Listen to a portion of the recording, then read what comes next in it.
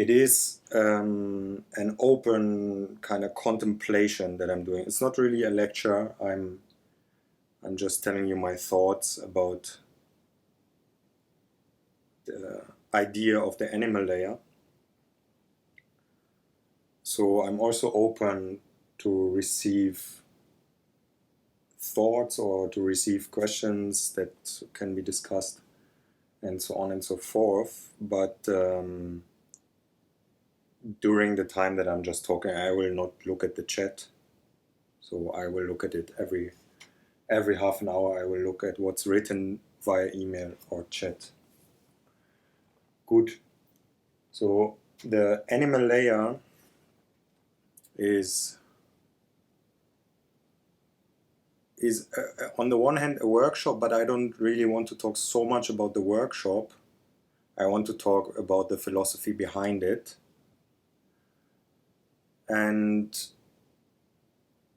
instead of animal layer, you could also say primal layer or layer of basic experiences. And the first time we had a workshop like this was 4 years ago, 2015. So there were 4 animal layer workshops to date. Every year there was one. And every year was different. And this year was the first time with a complete new group. So it seems to be a 3-year cycle. Let's see if it continues like this. But maybe I start a bit earlier than just the workshop. And I was just thinking, when I was thinking of what do I want to talk about, that I reminded myself about a time when I'm not sure how old, but I think 13 or 14 or 15, I don't even know. There was a time when I felt very much thrown into the society in a way that I didn't really decided anything about if I want to participate or not, but it was coincidentally decided by me because I was born in a society, so I became directly a member of this society, of Germany, of Europe, or of the Western world, or of planet Earth, whatever, but definitely also of the German society. And I had a time when I quite struggled with it, with all the rules that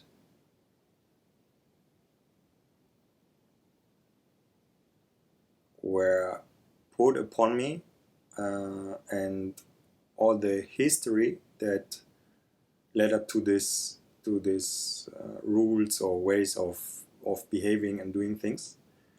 And of course, this was a time when I was in school, because this is a moment when you are forced to do many things and you cannot choose so much. Although I was not in a normal school, but in an alternative school, so I had a bit more freedom, but still I felt very much that I was thrown into something without having chosen anything about it. And later I started to appreciate it more,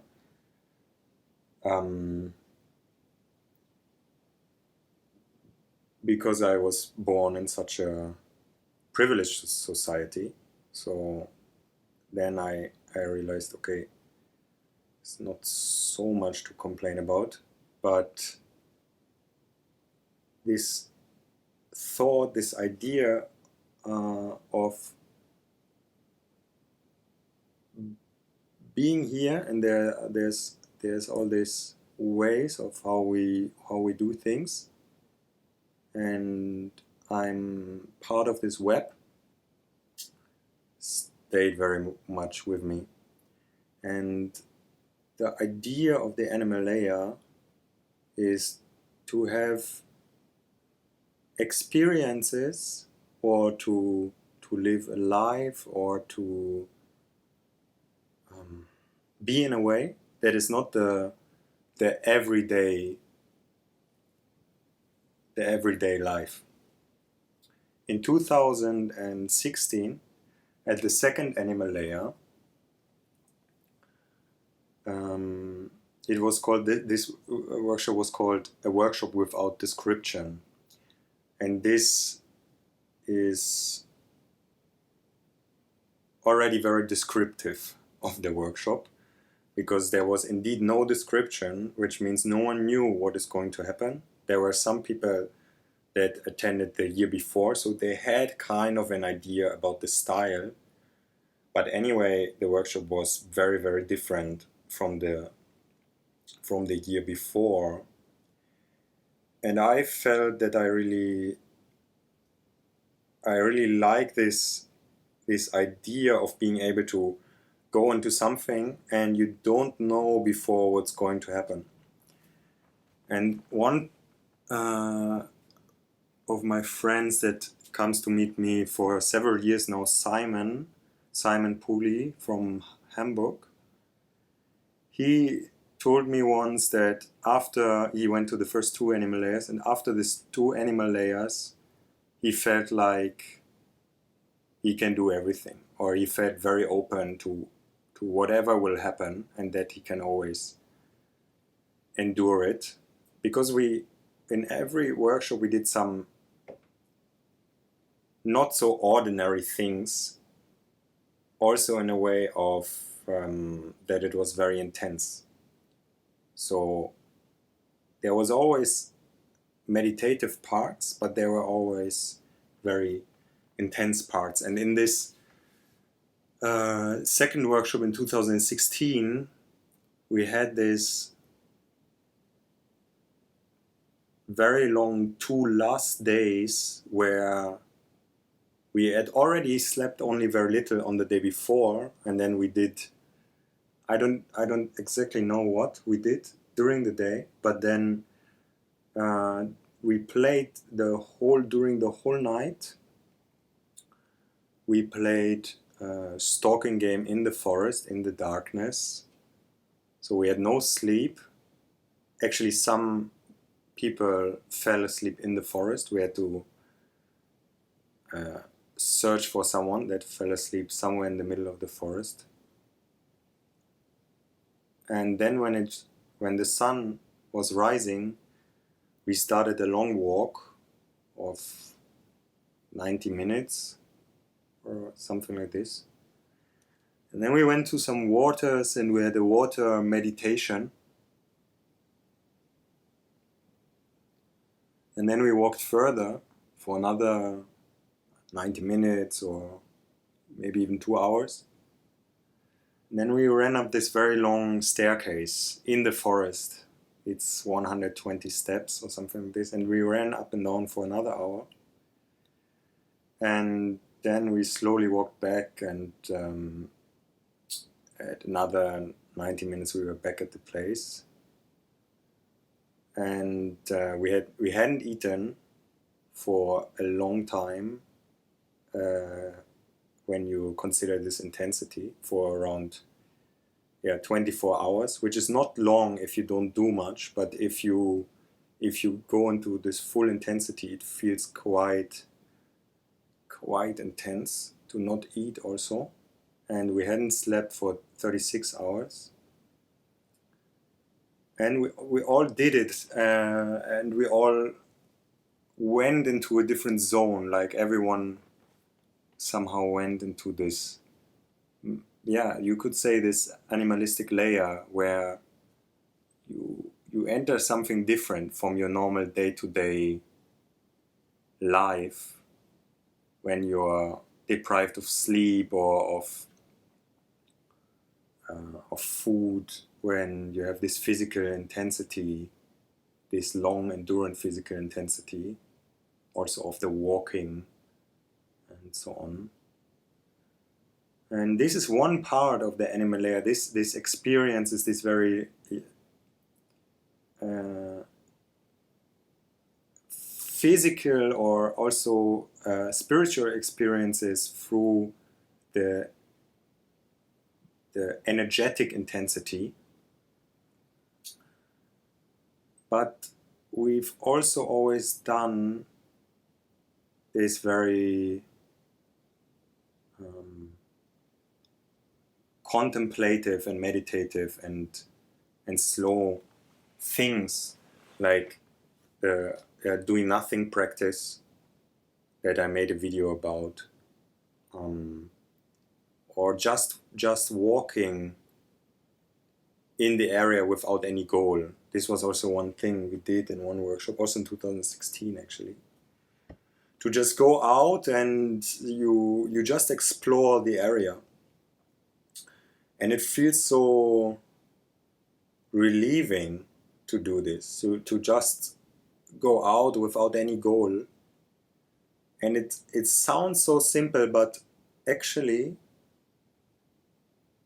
in their daily life, almost no one is doing this.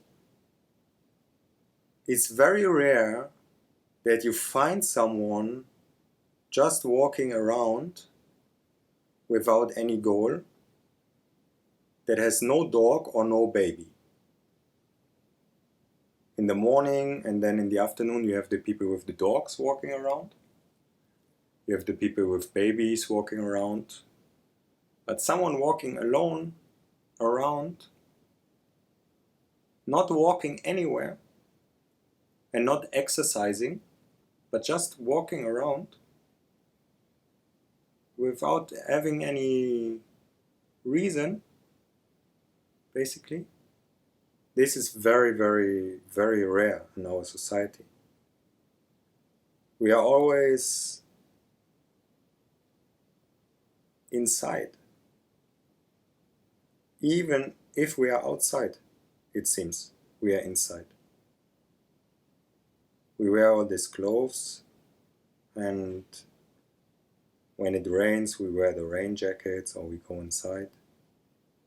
We are very much not part of this world in this way. It's a bit like an astronaut, like someone that is in space. Because we always have all this protection. And most of the time when we get somewhere, we get in somewhere in a car or a bus or a train or a bicycle that is closer to being with the world, but still you're not touching the ground. But that we really walk somewhere, or that we are barefoot is very, very, very rare. Being barefoot is also not something very accepted. It's something very strange. So we always have a layer in between us and the ground. When you see someone barefoot, you will recognize it on the street directly, because he's breaking the pattern. He's breaking the pattern of the civilization that we are living in. It is strange to see someone walking barefoot. Also for me, I'm walking barefoot a lot. I always directly see if someone walks barefoot, and I always realize then how strange it is. Although it is not strange for me, but in society it is unlikely to happen, to see someone walking barefoot. There is a story about the end of my school time. When I was doing my examinations, I had one of the last examinations, an oral examination in biology.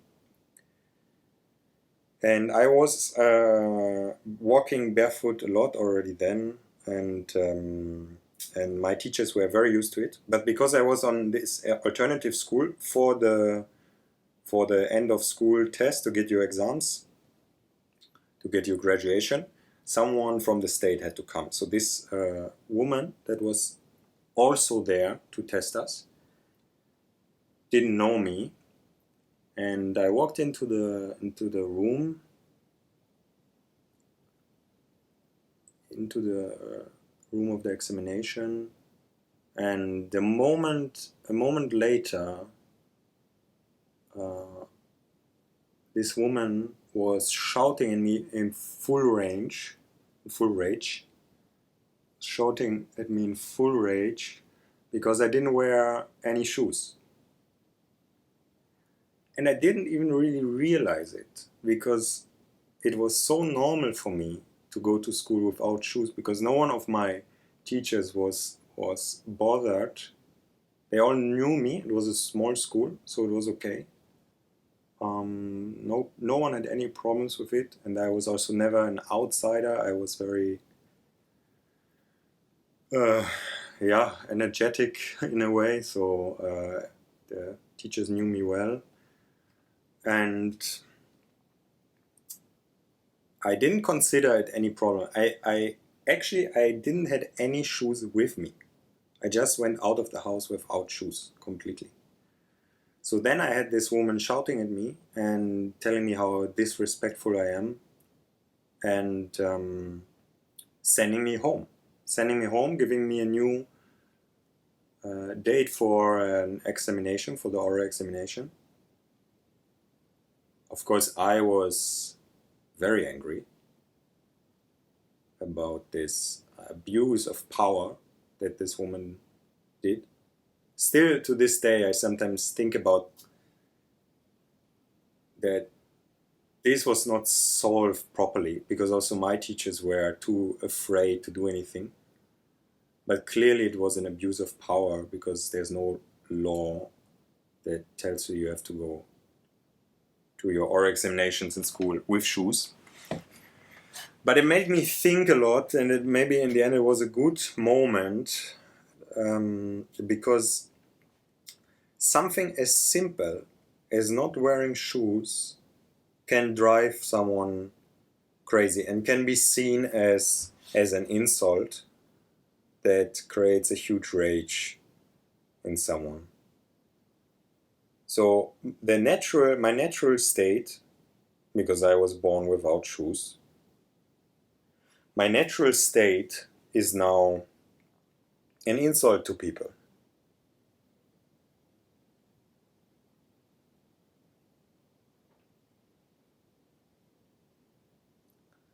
So walking barefoot is actually a revolting action.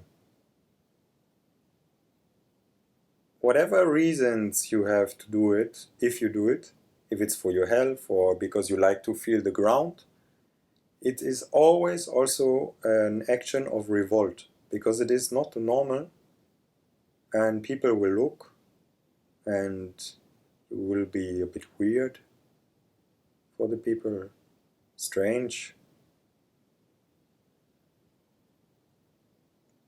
But it is a positive revolt because you're not harming actually anyone.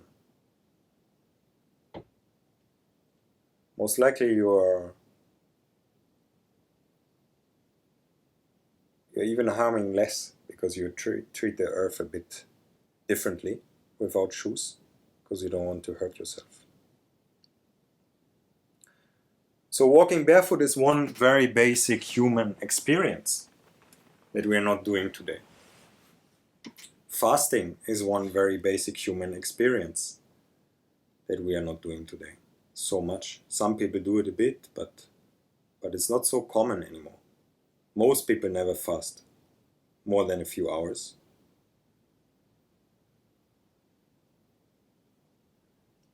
Being deprived of sleep is also a very, very primal experience because it gets you into a different state of mind. Now we are always saying you have to sleep 8 hours and the room has to be completely dark or something like this, or no noise and blah blah blah blah. But when you sleep outside, depending on where you sleep, it's a bit different. There are sounds when you sleep in the forest. You might wake up a few times because there are some other animals also. So this will be a different night when you sleep in the forest. And this will be a very different experience from the safety and security of the house, where we spend most of the time in this in the houses, in the mobile houses like the car or the train. In all these perpendicular angles where everything is straight, very different from nature, where you don't find many straight lines. So with our architecture we put the human wish for clarity into the world. Maybe you could say this. Yeah, because in the city you have all these straight lines that you don't have in nature. It is a very clear feeling. It's very clear where to walk.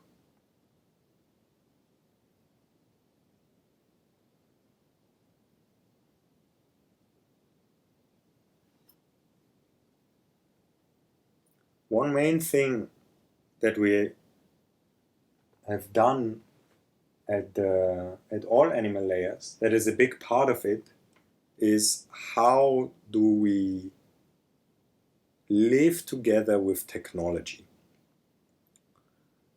And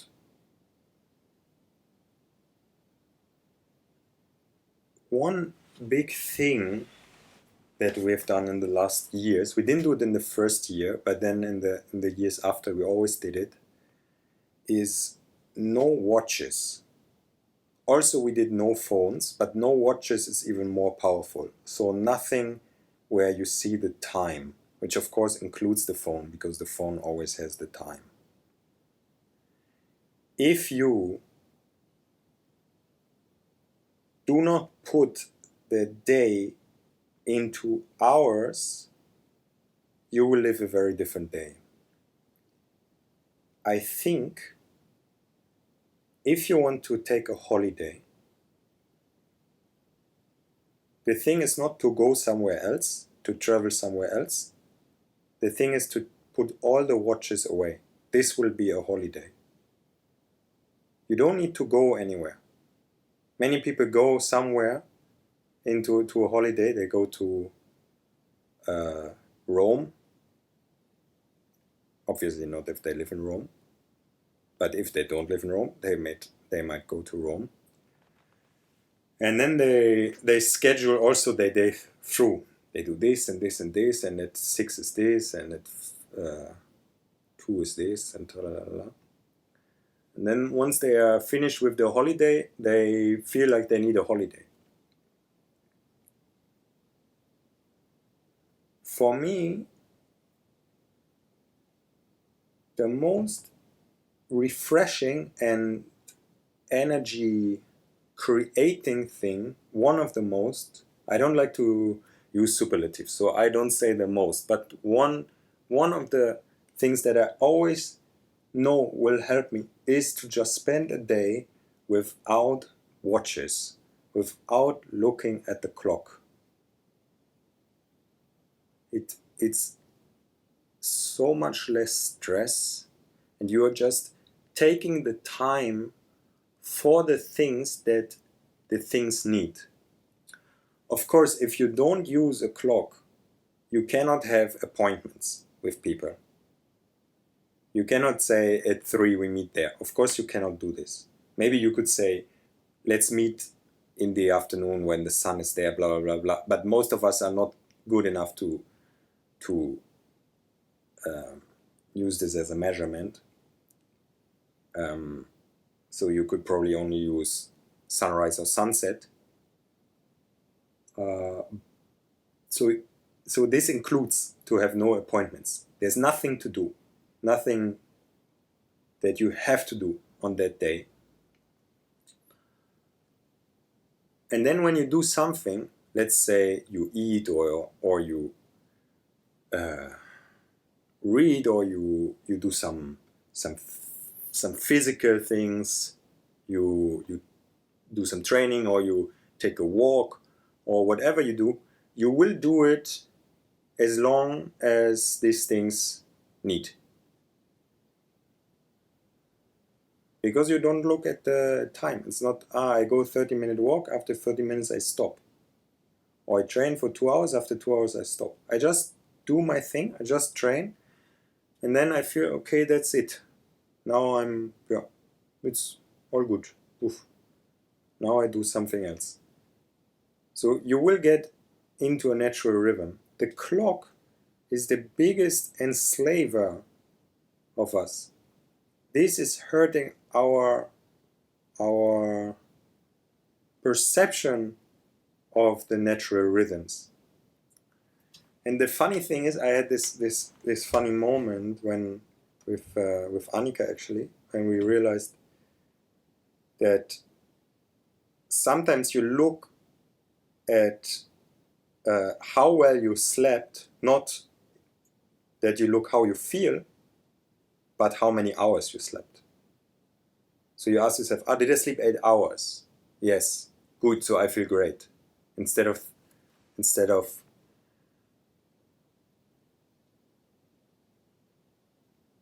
going into your feeling and asking yourself, how do I feel? How was my sleep? Yeah, we let it dictate how good our sleep was by the clock, by how much we slept, how long we slept. So the clock is a big thing. Is very much part of getting into this animal layer mindset, to not have a clock, to not know what time it is.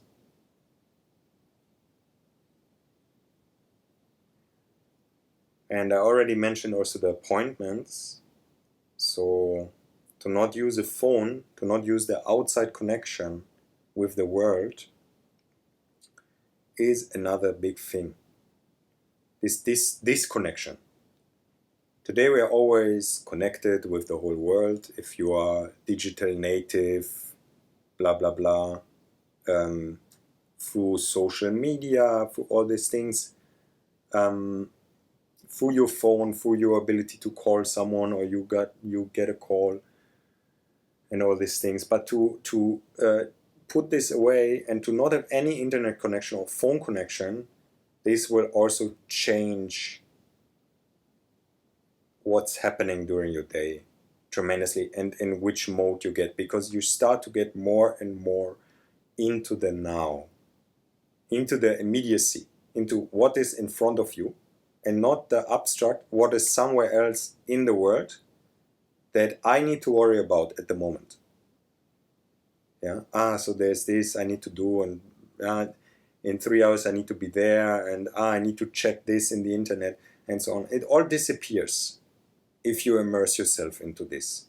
No phone, no watch, just being there. And this is the greatest holiday.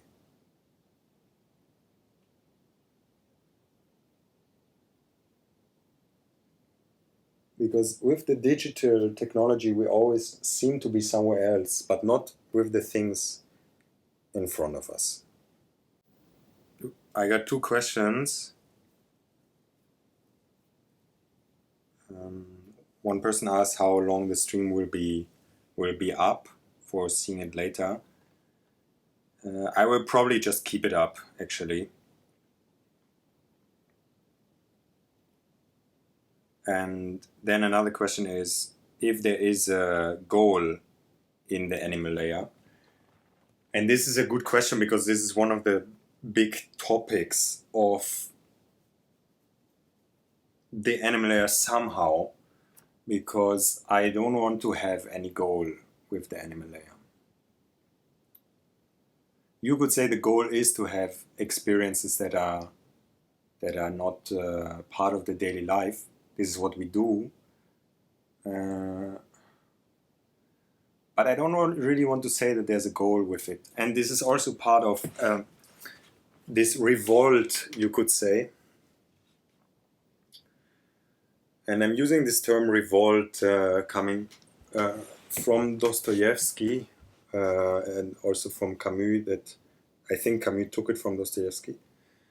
Dostoevsky in Brothers Karamazov, there's one chapter called The Revolt. It's very, very great chapter.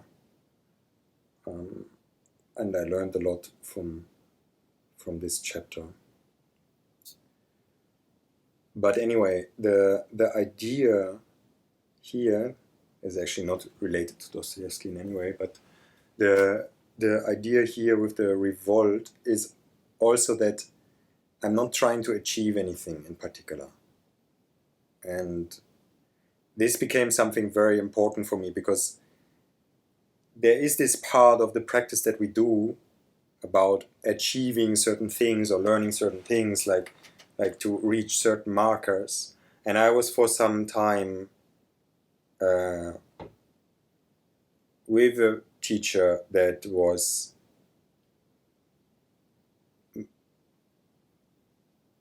mainly about this, I would say. It was about achieving certain skills. And what I felt after several years of listening to this way of doing things, I felt that there's something really missing, which is the time where you're not trying to achieve anything, where you just do things for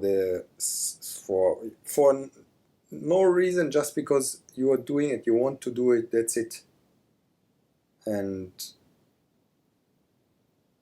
I think trying to achieve something is very, very important and good if I have a goal, if I want to build a house or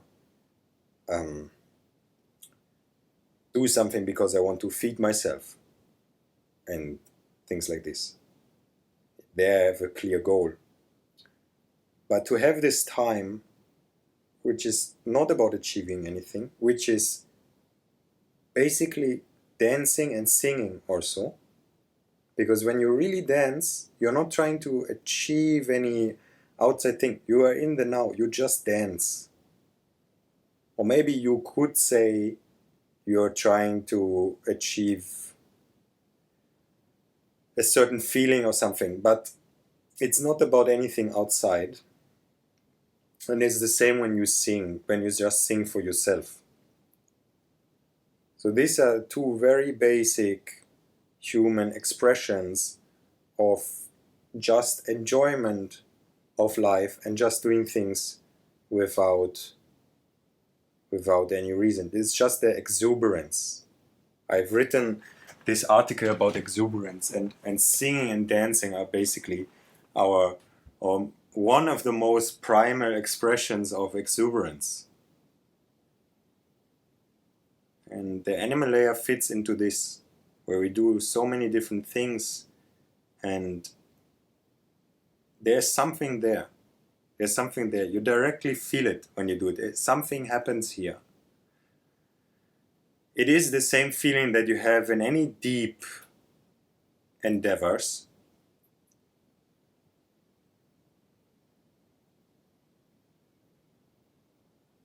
Where if you get to a certain state, if you open yourself enough and you have a bit of insight, then you realize that the words are more prisons than they help. It's very hard to talk about it. In parkour, we always had this. When we talked about what parkour is for us, or what is the spirit of parkour, we actually didn't talk about it, because we couldn't, but everyone understood that was practicing. And I think it's very similar for the animal layer. The people that have been there at the workshops or have had similar experience to what I describe, they will just understand what it is about. I want to read two things. I have actually some article from 2016 after the workshop in 2016. It was 10 days, and I wrote this article that is more than 10 pages long, and I never published it, but I will use some notes from here, because there are some quotes that I like about traveling that I need to find now. The quotes are from Ralph Waldo Emerson. Maybe someone knows them. He was the mentor of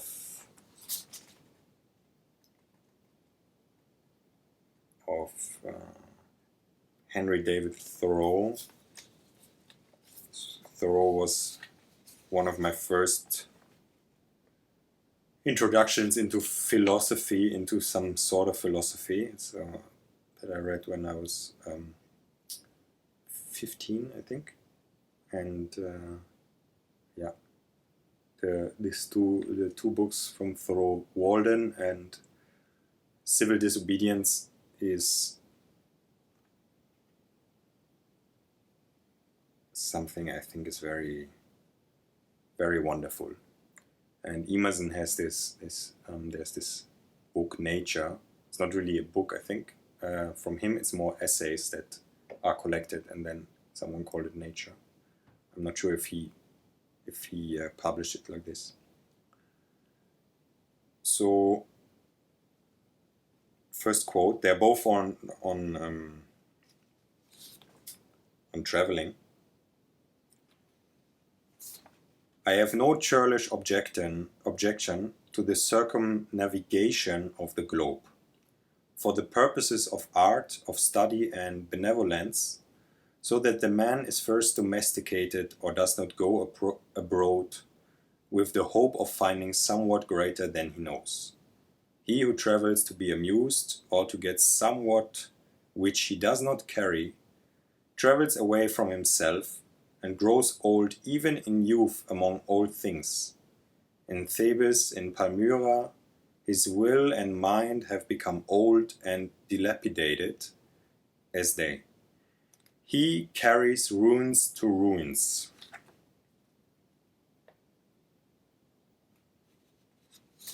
And the second one is, traveling is a fool's paradise. Our first journeys discover to us the indifference of places. At home I dream that at Naples, at Rome, I can be intoxicated with beauty and lose my sadness. I pack my trunk, embrace my friends, embark on the sea, and at last wake up in Naples, and there beside me is the stern fact, the sad self, unrelenting, identical, that I fled from. I seek the Vatican and the palaces. I affect to be intoxicated with sights and suggestions, but I am not intoxicated. My giant goes with me wherever I go.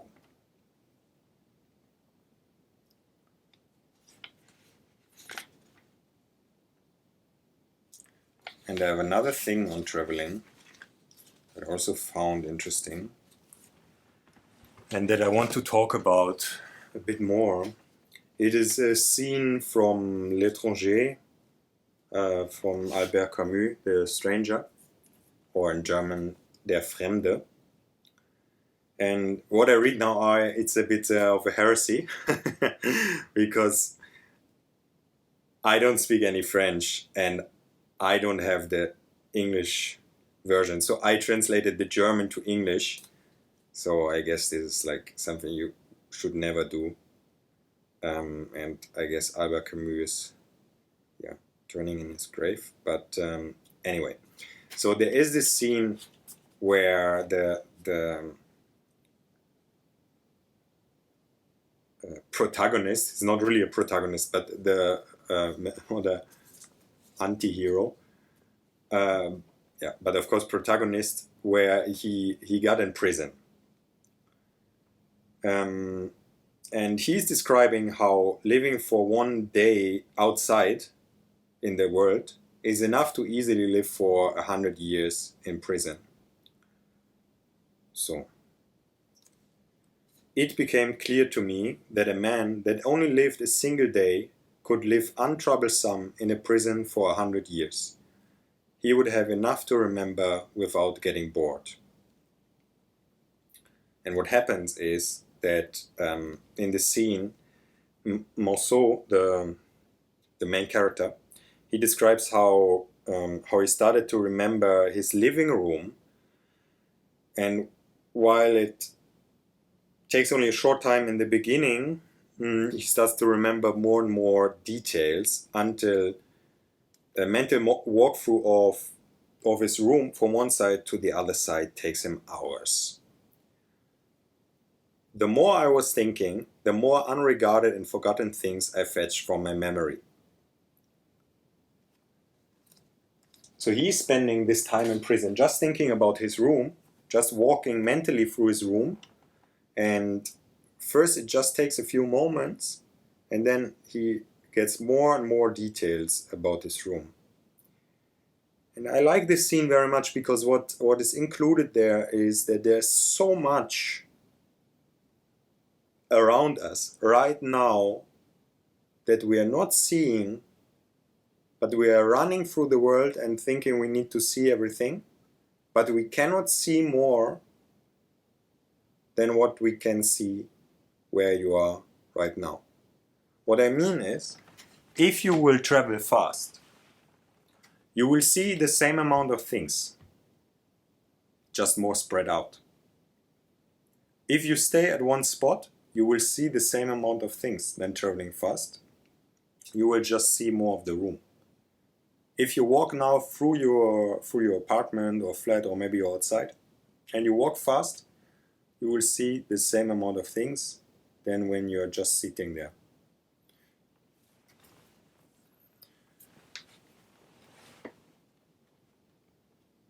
And when we walk, and this is also interesting, because even when we walk without a goal, most of us were walking very fast. In the city, it's always fast. Everything is moving fast. Walking is fast. Of course, all the other transportation is fast.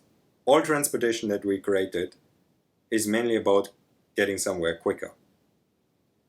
There's no transportation that I can think of now that is slower than walking. Walking is the slowest. And even this we try to do very fast. So even people that have no goal, they will often walk relatively fast, faster than what they need to be. So there's one thing that I do with people, it's called slow walking practice. It is that you walk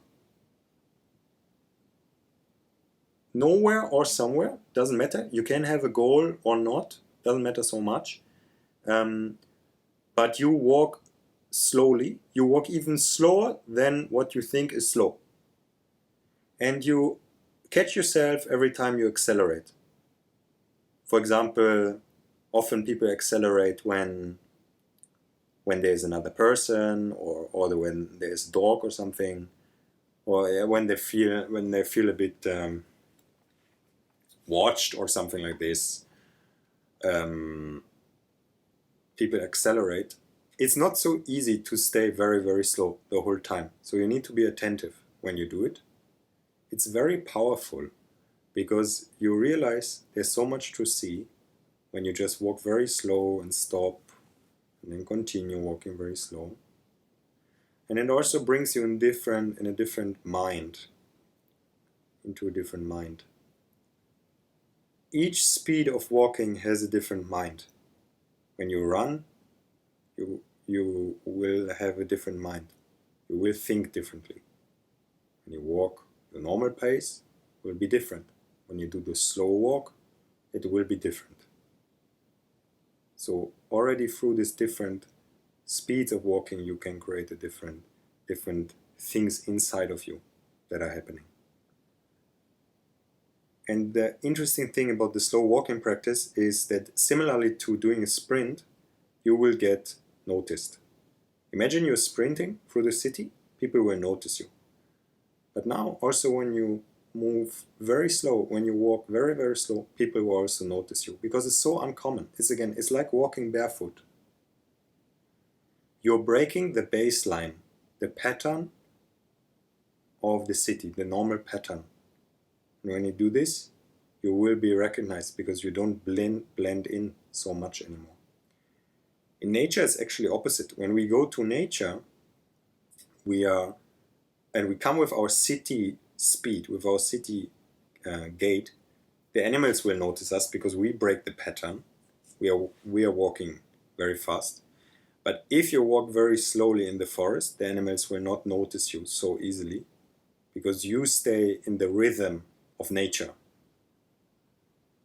So the rhythm of nature, the speed of nature in walking is slower than in the city.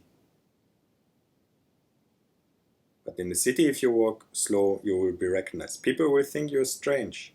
It will feel weird to walk slowly if you do it in the city, in crowded places.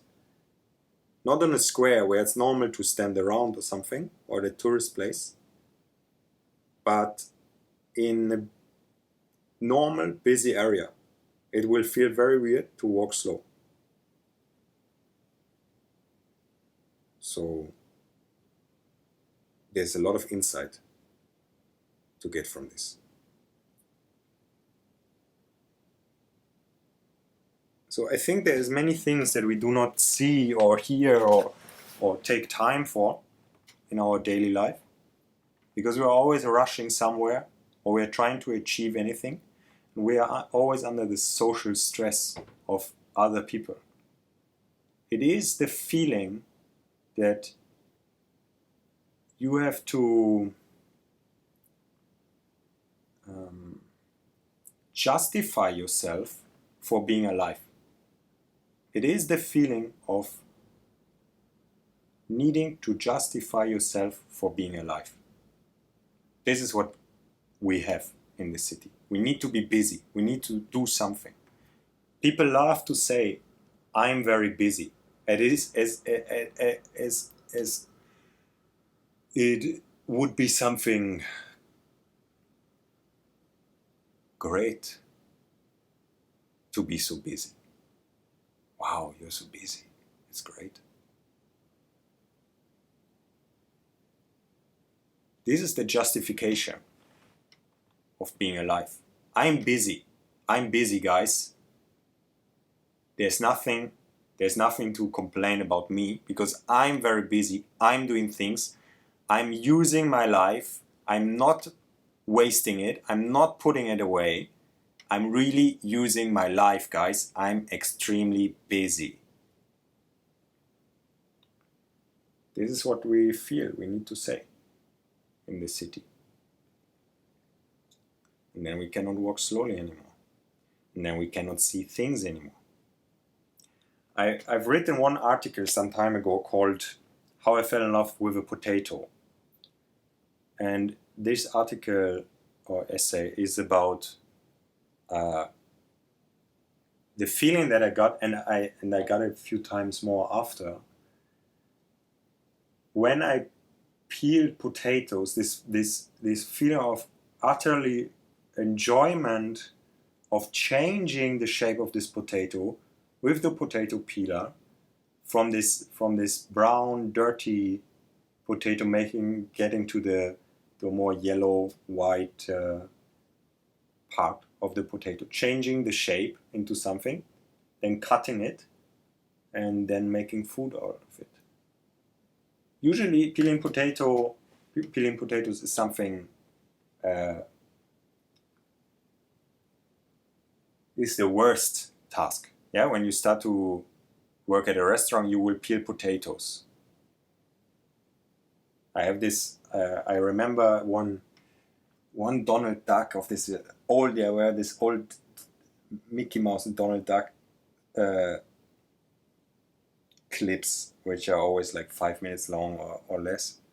There's one where Donald Duck he's on a military base or something, and then as he does something wrong, and then he needs to peel potatoes.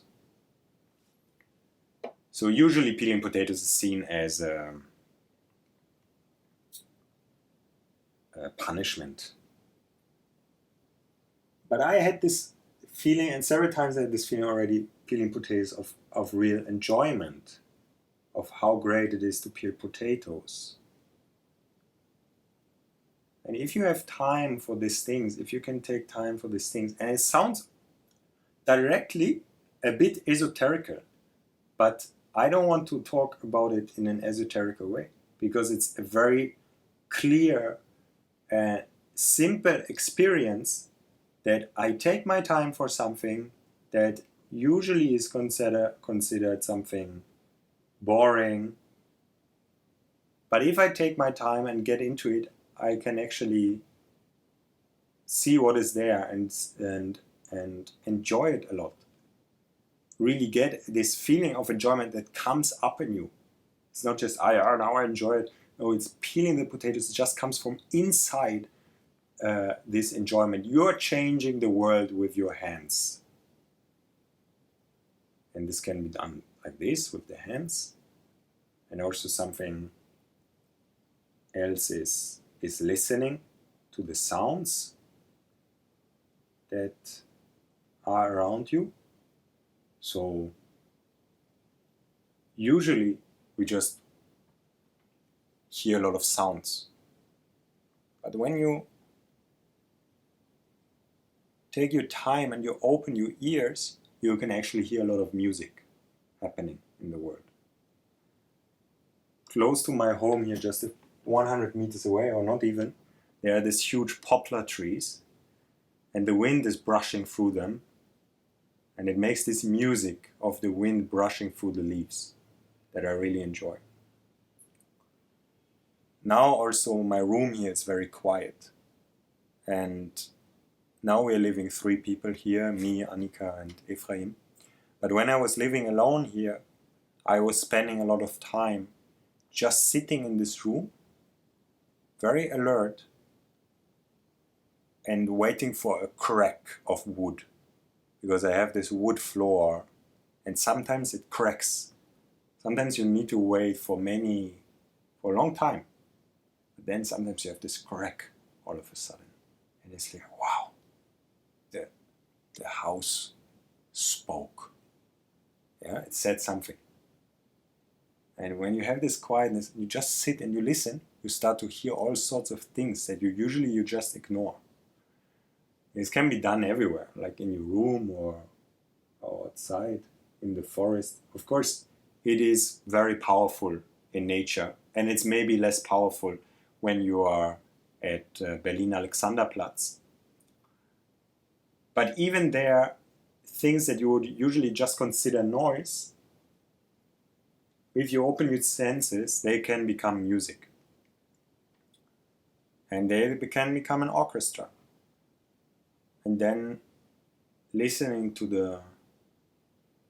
the wind brushing through the poplar trees, it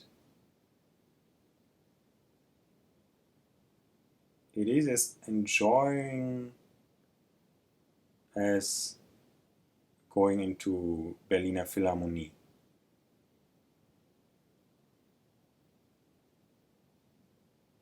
It's all here somehow. It's all there already. The music,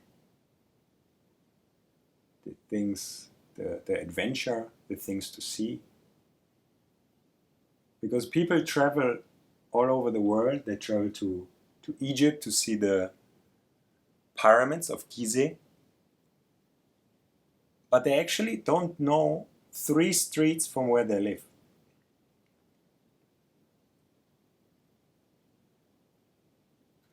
I live where I live now already for quite a few years, almost 10 years I live here.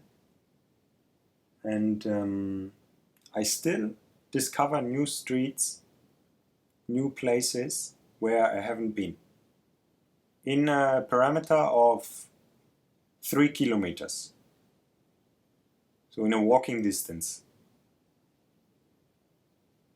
So I don't need to travel anywhere. And I travel quite a bit because of the workshops. I've been on 5 continents. And I got this feeling while traveling is that it's not, yes, there are some nice places and stuff. And there are places that I really like. I really love Fontainebleau. I actually go there every year. I love Corsica. I love these natural places because they are really different from the Brandenburg, Berlin, Brandenburg, Mecklenburg-Vorpommern, where I come from, vegetation. But if you travel to different cities, yes, the architecture is different and stuff, but actually you can also just walk around in your area and also have adventures there and see new things and be excited. There's no need to go very far.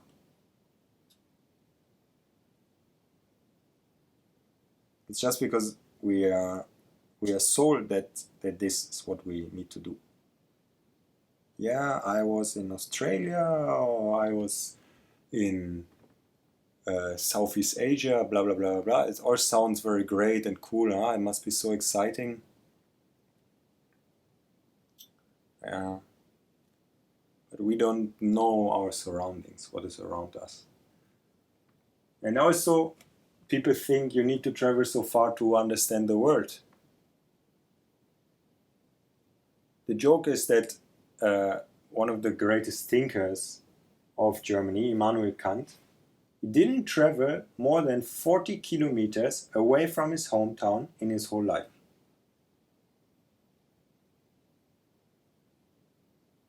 And still, he wrote these important works that are part of the German constitution, in a way, of the German law system, all this stuff. And the German thinking is heavily influenced by it.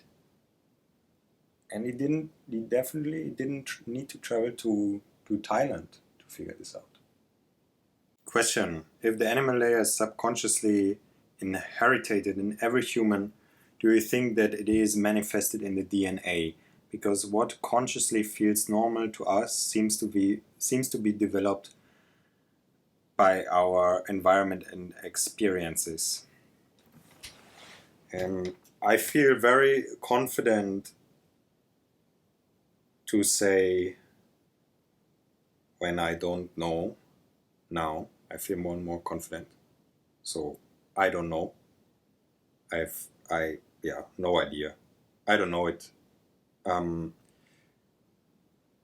It's just observations that I share. It's not a scientific thing, in a way, that I went very much into finding certain things out. I just see what is happening when people, for example,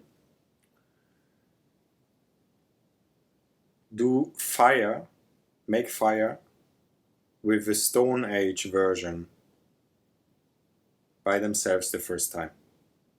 It's a very, very strong feeling. It is also a very strong feeling to sit close to a fire. It is a different feeling from sitting inside at a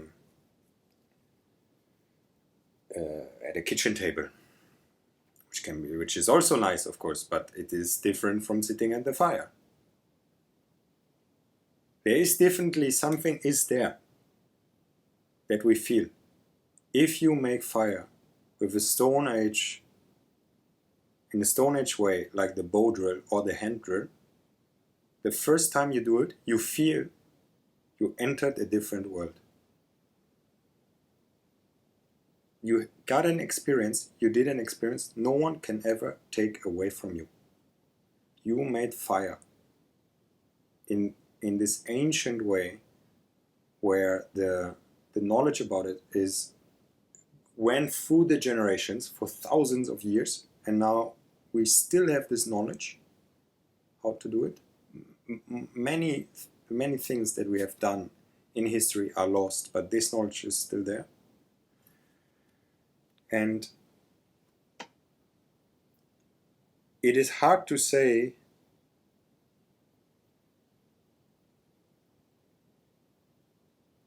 why this is, somehow, no? Like, why? What's so different? What is so different about making a fire with a bow drill than making a fire with a match or with a lighter? Or what is so different with cutting food with a stone that you napped yourself, that you did, like hitting stone on stone, and then you got a sharp edge, out of flint, and now you cut your food with this. What is different from this than doing it with a bought knife?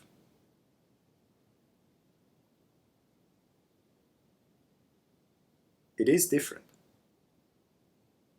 It is very different. Like everyone that experienced it, not everyone, but most people, I think, experience it. There's something different here.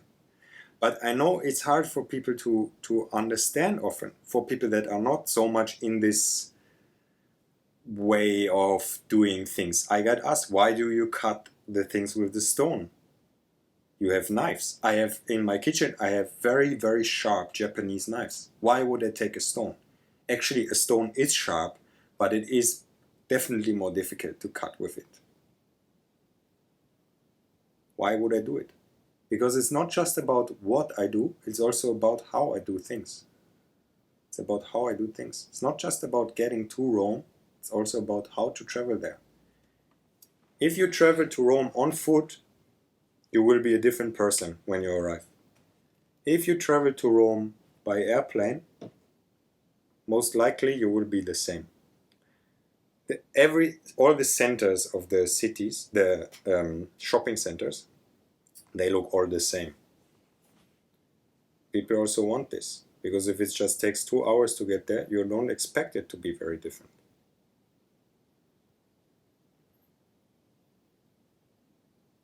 So making fire with a Stone Age, in a Stone Age way, we enter a certain feeling. And you could say this is this layer of basic experiences that I now also call the animal layer. It's just a word, in a way. Of course, making fire with boulder is a very human thing. It's not an animal thing. No animal makes fire with boulder. So that's why it's maybe more suitable now to say layer of basic experiences. So, but what I mean is something more primal to what we do now. Maybe at some point using a matchstick will feel primal. I don't know, maybe never. But we get more and more sophisticated with our technology and more away from primal experiences. We get more and more specialized and less able. I already mentioned doing things with your hands, like making fire, for example. If you use a matchstick to make fire, or a lighter, this will be created by someone else. You will not have created the match, and you will not have created the lighter. So this was prepared from someone else.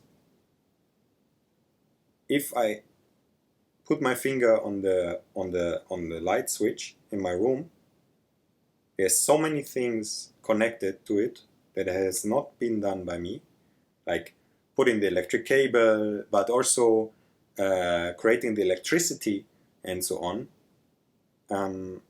But I'm very far from all of this. I just put my hand there and then there's light.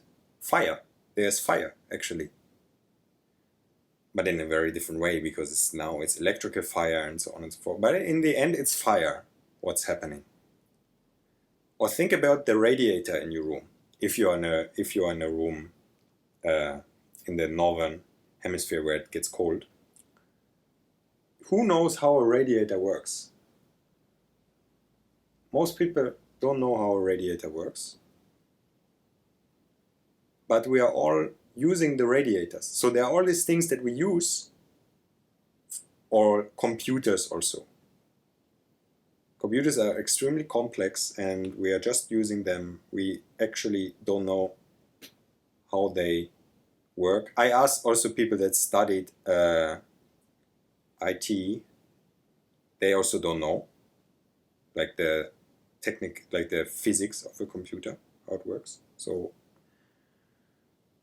we are surrounded by all these things that we don't understand, and they just work somehow, and it is a feeling that many sociologists have described, this feeling of being disconnected or entfremdet, estranged, how do I say?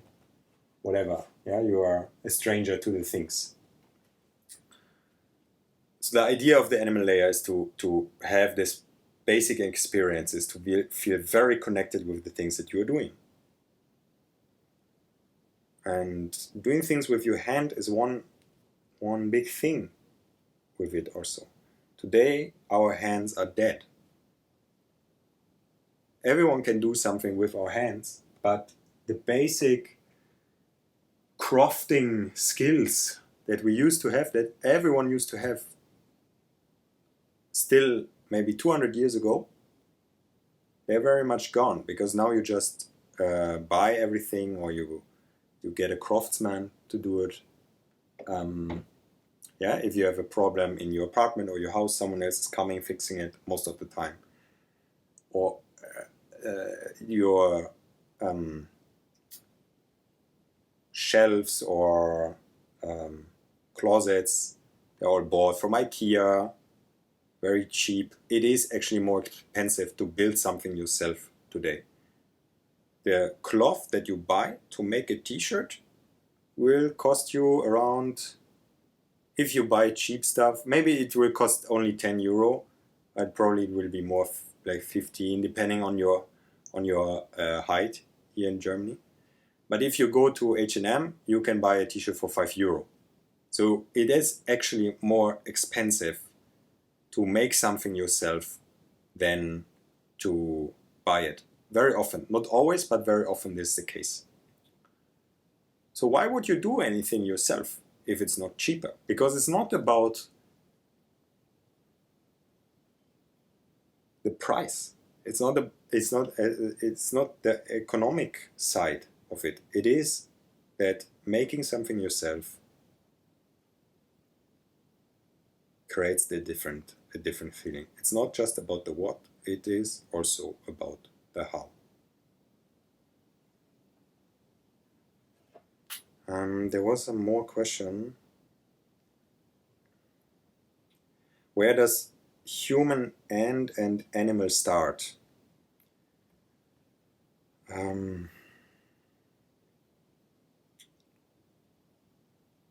don't know.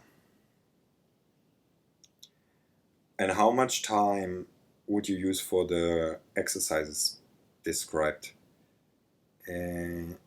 If you mean something like this slow walking practice, I would say 30 minutes to 2 hours, something like this, if you want it by time. But you can also just go out and do it, and when you finish, you're finished. That's it. That's actually what I'm trying to say here. So you're not really in need of using a time. But if you want to use a time, then it would be something like 30 minutes up to 2 hours to do something like the slow walking practice. Then there's one more. When you are moving close to the ground, floor work, do you get sometimes into a kind of animal state? I ask cause and dance, I have this sensation of becoming more calm when I'm close on the floor. I like also to be close to the floor.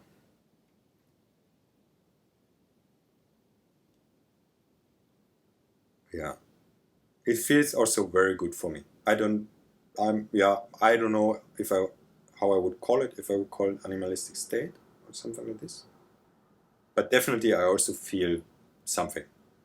I also feel an animalistic state, yes. When I touch my hands to the floor, when I sit on the floor. Yeah. The thing is, especially also when it's outside, to get dirty, yeah, to put their hands on the floor, because most people, they never put their hands on the floor. It's another experience that we don't have. So putting the hands on the floor, connecting with the environment, just being dirty, just don't caring about all this stuff. It creates something. With Ephraim at the moment, Uh, he's often dirty when he's outside, and then when I take him, I also get dirty. So basically, all my clothes that I wear, I always dirty. And in the beginning, I cared a bit more about it, especially when I was wearing a shirt that I really liked, and I thought like, that's a bit okay. I just put it on, and now 5 minutes later, it's already like full of stuff. But then I really lost this now, and I don't care about it anymore. And it's really nice feeling. All my clothes are dirty. Of course, I wash them, but when I take them on, in a matter of minutes, when I will carry Ephraim around and we are outside, he was in some sand or blah blah blah, or was eating something, his hands are still full. He can use his hands and just clean his hands on my clothes. It's such a free feeling for me also not to care about it. Because why would I care? I feel confident enough in myself that I don't need to wear a suit. I can wear what I want, and it can be dirty, and I feel very fine. But there's something else I want to talk about, which is being part of this world, weaving yourself into the world. And in this animal layer, there was one very nice, wonderful feeling, because it's so hot this summer. There's so much sun. There's a lot of fruit. And in the last year, we had a lot of rain, and there was actually not much fruit because of it, but there was a lot of edible herbs, edible plants. This year, there are not so many edible herbs, but there are a lot of fruits. So actually, this year, we spent quite some time just walking the area, because I live more outside. There are quite a bit of wild fruit trees. Just walking the area and collecting fruits and eating them, and collecting edible plants and eating them. And you get this feeling of nature is really feeding us. Like the food is really there, if you have the knowledge and if you take your time to search for it. Because it's actually, now in these weeks, it was faster for me to get some fruit in the wild here than from a supermarket, because it takes me longer to the way to the supermarket is just longer than going to the next apple or blackberry tree, apple tree or blackberry bush, and collect some fruits there and eat them. And since we have a garden, I can also just go down and always collect some stuff there to eat, which is wonderful also. But also, like, without taking the garden into account, the feeling of just being able to walk outside, get some stuff to eat, or some medicinal plants also, some herbs that can help you if you have problems, if you have a cut and a wound, or if you have problems with the stomach. This is very, very wonderful feeling. And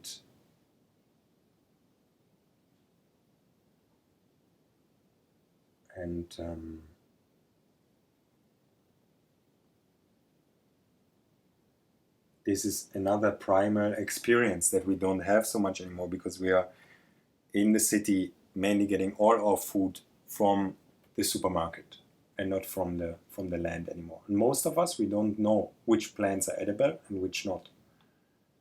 And this is definitely something great to explore. Something very great to explore. To realize there is a supermarket around you at all time. Around you at all time, there's something to eat. And another of this experience of weaving yourself into the world is these night experiences that we did in every animal layer. stalking in the night, playing these games in the forest. And when you are there in the forest, completely attentive for every sound, because you want to be very silent, and you move extremely slow, and you are on the ground crawling, you become really a part of the forest, of the nature. You're there in the darkness, and you are part of the forest. Because often when people go in the forest and it's dark, they will switch on the light, or they will tell each other some horror stories, because they don't feel very confident there in the night in the forest. And if you have a forest close to you, go there at night alone, without a flashlight, spend some time alone in the forest. It is quite an experience. The first time you do it, it feels a bit like, whoa, I never did this. Most people never did this. Really spending some time alone in the forest without the light, in the night. And when you do it in this way that we did, where there are several people and we try to sneak up on each other and stuff, you really have this feeling of, I'm part of the forest. And I don't care what is there. It's not, you don't think about anymore some dirt or animals and stuff, because you are also part of it. You are part of the forest. I think this is kind of what I wanted to say, what I wanted to talk about, what I wanted to introduce. This idea of the basic experiences, of the primary experiences, being without a clock, sleeping outside, being outside, eating from the land, doing things from the with the hands, having this intense physical experiences of doing, or of not doing, or of not eating or not sleeping, and so on and so forth. All this stuff that is not something we commonly do, and it's also all seen as a bit weird or strange, because we went so far away from where we came from, and we have a very great life.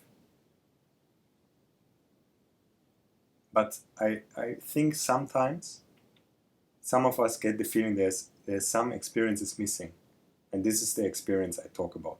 This is definitely the feeling that I had often, that I miss somehow an experience here. It's too smooth, the things, the buildings and the ground, and I want to have this basic experience.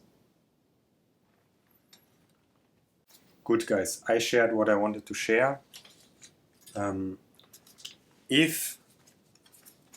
Because I'm planning to have a few more things in the future that I want to talk about. If you feel interested in certain things, because maybe I'm not aware that people are interested in this or that, please just tell me, and just that I have some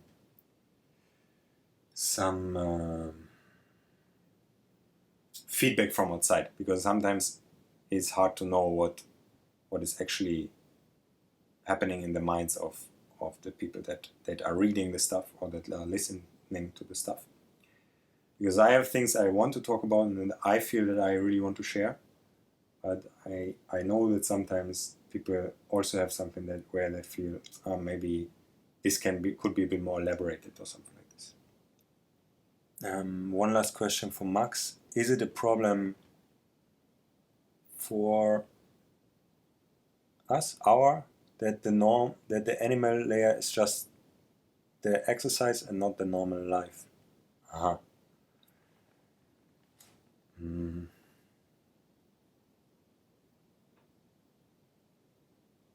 wouldn't call it an exercise. It's more an experience, something that you do for some time, and then indeed you kind of go back to your normal life. But probably with if you want, or with exercise in